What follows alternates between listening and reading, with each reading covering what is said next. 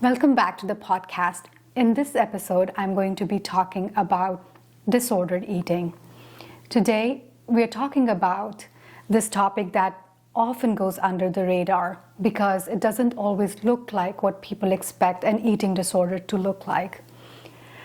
This specific condition, in general terms called disordered eating, and in medical terms called avoidant restrictive food intake disorder, or ARFID disorders, is what I'm going to be talking about.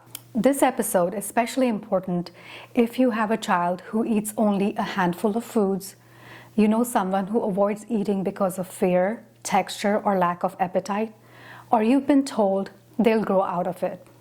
But deep down, you know something isn't right. This is not about picky eating, it's not about vanity, and it's definitely not about parenting failure. This is about understanding how eating, the brain, body, and the nervous system are deeply connected. Now, what is disordered eating? Let me start with the big picture. Disordered eating is an umbrella term. It describes a wide range, a spectrum of unhealthy or problematic eating patterns that cause distress or interfere with daily life. They don't meet the full criteria for a formal eating disorder like anorexia or bulimia. The things that are included in this are chronic dieting or restriction, skipping meals regularly, binge eating without the purging, avoiding entire food groups, anxiety around eating in public or with others, problems with textures. Someone may look fine on the outside and still be struggling deeply on the inside. Disordered eating exists on a spectrum, and it can progress into a diagnosable eating or feeding disorder if not recognized at early stages. Now let's talk about avoidant restrictive food intake disorder, or ARFID, and why is it different? It's not driven by body image concerns, like you might think.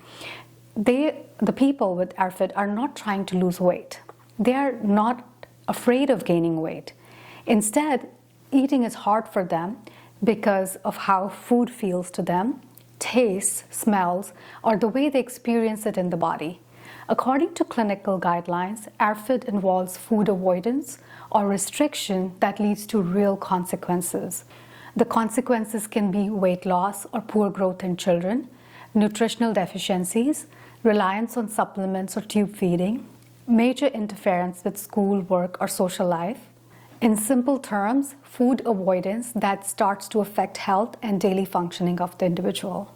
Now, why do people with ARFID avoid food? There are three main patterns we see, and they often overlap. Number one, sensory sensitivity. Some people experience food very intensely. The texture, the smell, the temperature, color, or even the sound of chewing can be overwhelming. Foods may feel unsafe or unbearable in the mouth. These individuals often eat only a narrow range of foods, often bland, predictable, or processed, not because they prefer junk food, but because these foods feel safe and consistent.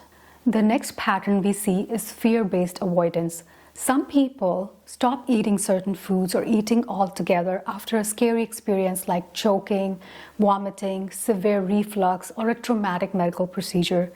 Even after the body heals, the fear remains. The third pattern that I see is low interest in eating. Some individuals simply don't feel hunger strongly. Eating feels like a chore. They forget to eat, feel full quickly, or lack the internal drive that tells them that it's time to eat. Now, none of these patterns are choices.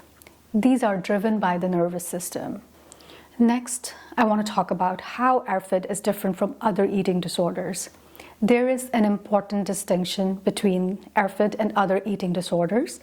In anorexia or bulimia, food restriction is tied to body image and concerns around weight. In this, there are no concerns about weight or weight gain. In fact, the people may actually want to gain weight.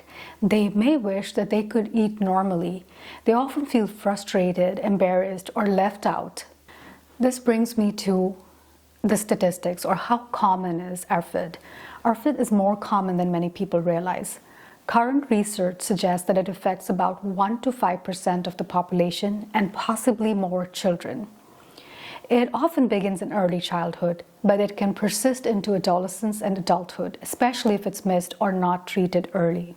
It also commonly overlaps with other conditions like autism, spectrum disorder, ADHD, anxiety disorders, gastrointestinal conditions like reflux, heartburn, or IBS, irritable bowel syndrome.